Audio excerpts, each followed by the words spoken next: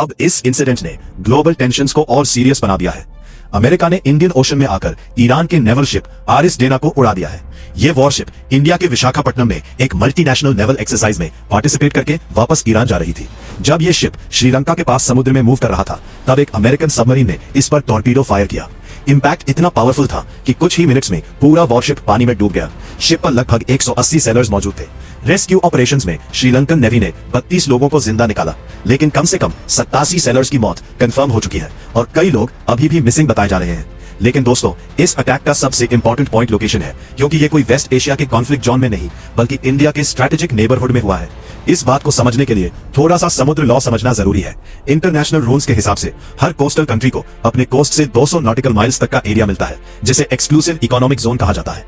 इस जोन में उस कंट्री को रिसोर्सेज पर स्पेशल राइट्स मिलते हैं।